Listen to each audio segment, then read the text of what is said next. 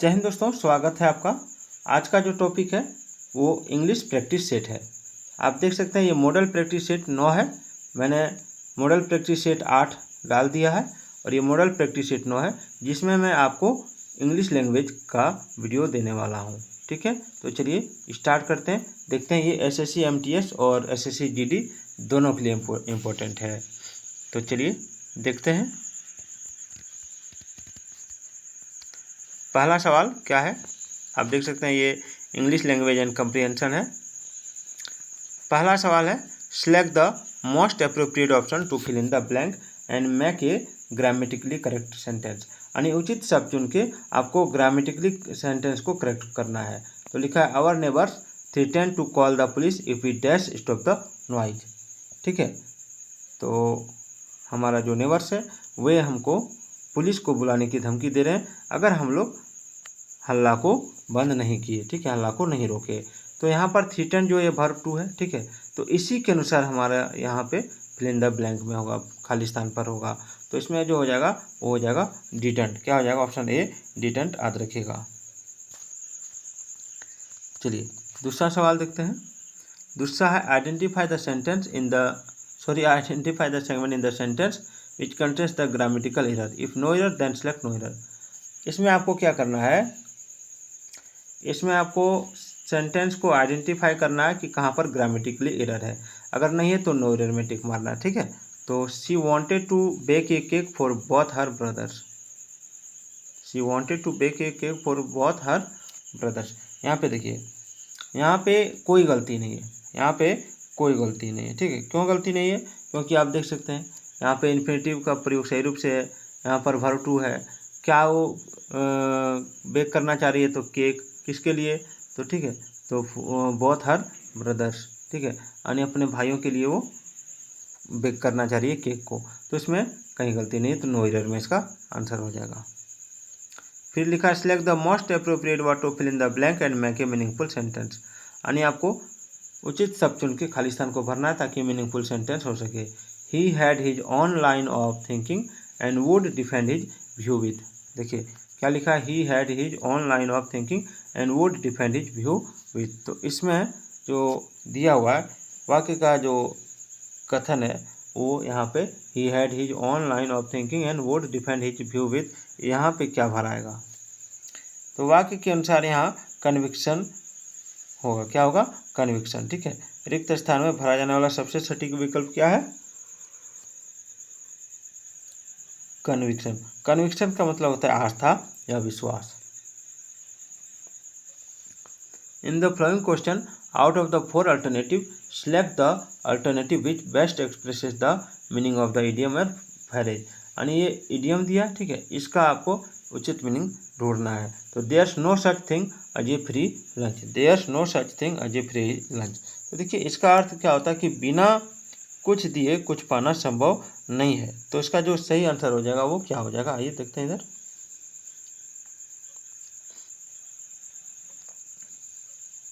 बिना कुछ दिए कुछ पाना संभव नहीं है, तो there is no such thing as a free lunch का अर्थ होता है आपका it isn't possible to get something for nothing. ठीक है, तो इसमें हो जाएगा ऑप्शन ये। नेक्स्ट है, select the word with the correct spelling. यानी जिसका स्पेलिंग सही है उसको सिलेक्ट करना है। ठीक है, तो सही स्पेलिंग वाला विकल्प जो इसमें कौन सा है? तो इसमें सही स्पेलिंग वाला विकल्प है आपका ऑप्शन सी, फिजेंट। ठीक है, फिजेंट जिसका अर्थ है लंबी पूंछ वाली एक बड़ी चिड़िया। ठीक है, select the most appropriate word to substitute the underline segment if there is no need to substitute तो सिलेक्ट नो इम्प्रूवमेंट। ठीक है, आपको सब्स्टिट्यूशन वाला दिया हुआ है, इसमें ये अंडरलाइन है। ठीक है, अंडरलाइन किया हुआ है। यहाँ पे अगर आपको लग रहा है कि कुछ सब्स्टिट्यूशन का जरूरत है तो ये ऑप्शन दिया हुआ है, अगर नहीं तो नो इम्प्रूवमेंट में टिक मारना। ठीक है, तो यहाँ क्या दिया, I courteously asked her where was she going but she did not reply. तो यहाँ पे क्या कह रहा है कि ये वाक्य इनडायरेक्ट क्वेश्चन में, इसलिए वर्ड ऑर्डर क्या होगा? ये वाक्य जो किस में? इनडायरेक्ट क्वेश्चन में। ठीक है, इनडायरेक्ट क्वेश्चन में है।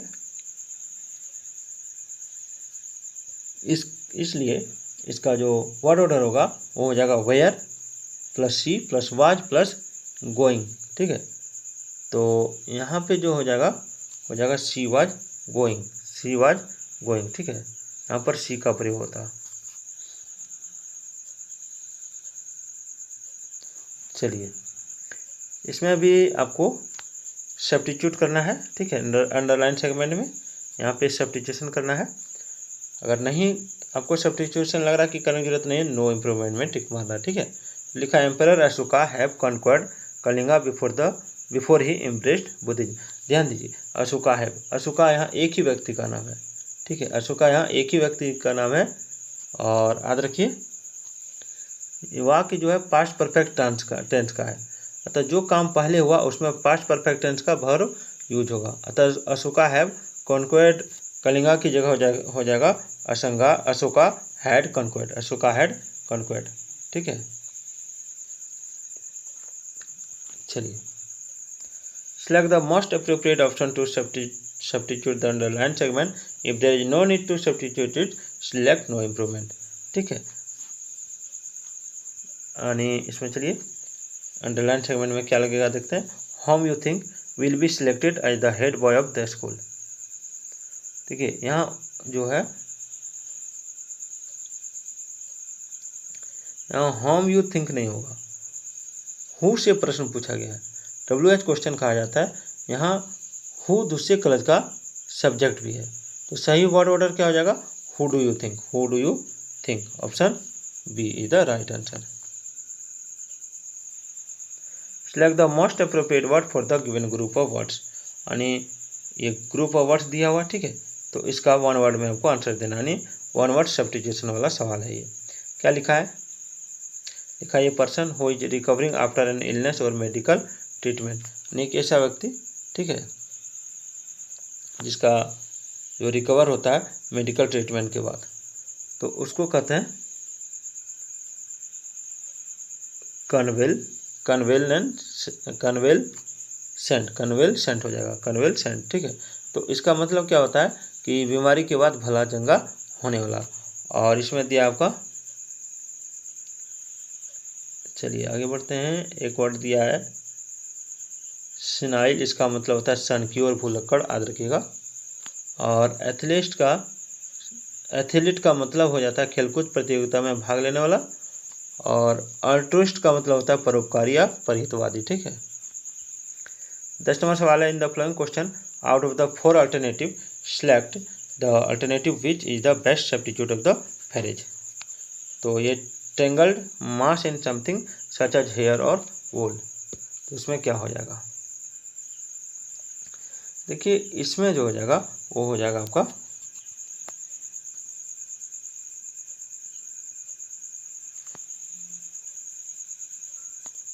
नॉट हो जाएगा, क्योंकि ये tangle mass in something such as hair और वूल, तो नॉट हो जाएगा। नॉट का अर्थ होता है गांठ, जो दिए गए शब्द समूह के लिए उचित स्थानापन्न शब्द होगा। ठीक है, और वोर्टेक्स का मतलब होता है भंवर या बवंडर। और स्नॉट का अर्थ होता है नाक से निकलने वाला तरल पदार्थ। ठीक है, और होर्ल का मतलब होता है आपका पौधों के तने के चारों ओर फैला पत्तों या फूलों का घेरा। ठीक है, select the synonym of extrapolate. ठीक है, एक्स्ट्रा एपोलेट का सिनोनिम बताना है। सिनोनिम मतलब पर्यायवाची शब्द। तो एक्स्ट्रा पोलेट का मतलब क्या होता है, एक्स्ट्रा पोलेट का मतलब होता है निष्कर्ष निकालना। ठीक है, या आकलन करना। तो इसमें जो आंसर हो जाएगा वो हो जाएगा आपका डिड्यूस।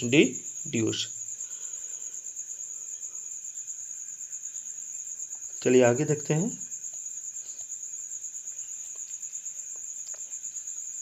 एक मिनट, सवाल इधर है sir.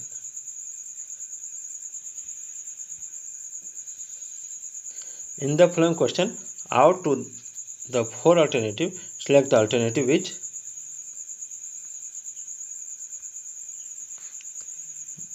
best express the meaning of the idiom phrase. यानी ये जो फेरेज है इसका उचित मीनिंग आपको बताना है।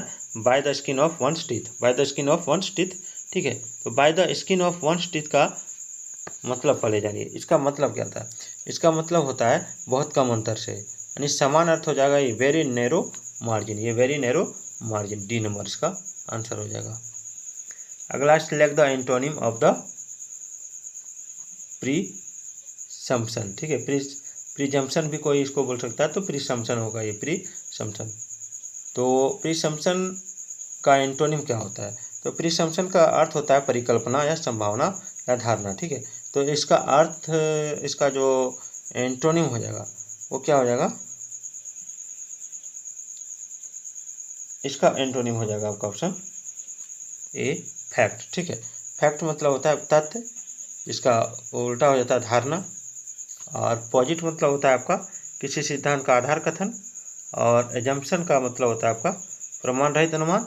और कंजक्चर का मतलब होता है आपका प्रमाण रहित अनुमान, यही हो जाएगा। और एजम्पशन का मतलब हो जाएगा पूर्व धारणा, याद रखिएगा। तो ऐसा मैंने गलत बता दिया, इसके लिए sorry. Select the most appropriate word for the given group of words. यानी आपको वन वर्ड सब्स्टिट्यूशन वाला सवाल है। The fear of being enclosed in A small space और रूम। यानी एक छोटा सा स्पेस या रूम में जब आप रहते हैं तो आपको डर लगता है, तो उसको क्या कहते हैं? तो देखिए यहाँ पर जैसे हाइड्रोफोबिया दिया था, हाइड्रो मतलब जल होता है, तो हाइड्रोफोबिया यानी फोबिया यानी डर, भय, तो हाइड्रोफोबिया यानी जल से भय। ठीक है, हवा में किसी को डर लगता है, ऊंचाई में किसी को डर लगता है, तो उसको कहते हैं एग्रोफोबिया, ऊंचाई में डर लगता है तो। ठीक है, किसी को हवा में डर लगता है, उसको कहते हैं एरोफोबिया। और जब कोई छोटा बंद स्थान या कमरे में सीमित होने का भय हो तो उसको कहते हैं क्लस्ट्रोफोबिया, याद रखिएगा, बड़ा ही इंपॉर्टेंट सवाल है। Identify the segment in the sentence which contains the grammatical error. इसमें जो सेंटेंस है इसमें आपको ग्रामेटिकल एरर बताना है। जैसे platinum is costlier then any other metals found on the earth. तो इसका आंसर क्या हो जाएगा? इसका आंसर हो जाएगा आपका ऑप्शन